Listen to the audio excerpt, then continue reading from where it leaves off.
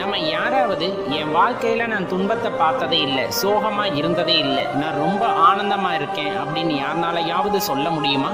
ஆனால் நம்ம என்ன நினச்சிக்கிறோம், நான் எப்போவுமே கஷ்டப்படுறேன், கவலைப்படுறேன், பயப்பட்டுக்கிட்டு இருக்கேன் அப்படிங்கிற மாதிரி ஒரு உணர்வோடையே வாழ்ந்துட்டு இருக்கோம். எதுக்காக நீங்கள் கவலைப்படணும், எதுக்காக நீங்கள் பயப்படணும் அப்படிங்கிற கேள்வியைத்தான் நான் முதல்ல உங்ககிட்ட வைக்கிறேன். அடியார்களுக்கெல்லாம் அடியவர் ஈசன் அப்படின்ட்டு நம்ம ஏற்கனவே சொல்லியிருக்கோம். அதே போல தான் உங்களுக்கு ஏதாவது கஷ்டம் வருகிறது, உங்களுக்கு ஏதாவது துன்பம் வருகிறது அப்படின்னா அவரு கூட இருந்து அந்த துன்பத்தையும் அந்த கஷ்டத்தையும் ஏற்றுக்குவார் உங்களுக்கு பதிலாக. அதை கொஞ்சம் கூட உங்க மனசு வலிக்கிறதுக்கு விட மாட்டார். அப்படிங்கும்போது வருகின்ற துன்பம் எப்படி நீங்கள் அனுபவிப்பதாக இருக்க முடியும்? அந்த துன்பத்தையும் என் பக்தன் ஏற்றுக்கொள்ளக்கூடாதுன்னு அவரே தாங்கிக்கிறாருல்ல. அது எதுக்கு கிடைக்கின்ற பரிசு? உங்களது உண்மையான பக்திக்கு கிடைக்கின்ற பரிசு.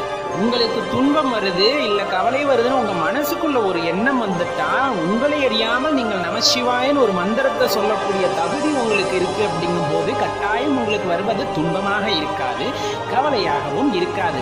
ஏன்னா நமச்சிவாயன் சொன்னதுமே தான் அந்த நமச்சிவாயனே வந்து இறங்கிடுறாரு உங்கள் முன்னாடி உங்களோட துன்பத்தை தாங்கிக் கொள்றதுக்கு. அப்படியே நம்ம கவலைப்படணும். அப்படியே அவங்களுக்கு உண்மையான துன்பமே வந்தாலும் நான் எந்த துன்பத்திலும் இல்லை, எல்லாம் என் ஈஸ்வரன் காலடியில் நினைக்கிற ஒருத்தருக்கு அது துன்பமாவே இருக்க போறதில்லை. எதை பத்தியுமே கவலைப்படாதீங்க. நம்மளுக்கு மேல யார் இருக்காங்கன்னு நம்ம நினைச்சிருக்கோம், யார் இருக்காங்கன்னு உறுதியா நம்புறோம். சிவபெருமான் இருக்கார் அப்படின்ட்டு நம்ம உளமாற நம்பும் போது நமக்கு எதற்கு கவலை? எந்த துன்பம் வந்தாலும் ஏற்றுக்கொள்ள பரமேஸ்வரன் இருக்கின்றான் என்னும் போது எனக்கு துன்பம் என்பதை நெருங்காது அப்படிங்கிறது தானே உண்மை. எந்த துன்பம் வந்த போதும் அந்த நமச்சிவாயன்ற வார்த்தை உங்க மனசுல வேரூன்றி இருந்தால் போதும். நீங்க வாயார கூப்பிடணும்னு கூட கிடையாது. ஏதாவது இன்னல் உங்களுக்கு வருதா, நமசிவாயன் நீங்க மனசுல நினைச்சிட்டீங்கன்னாவே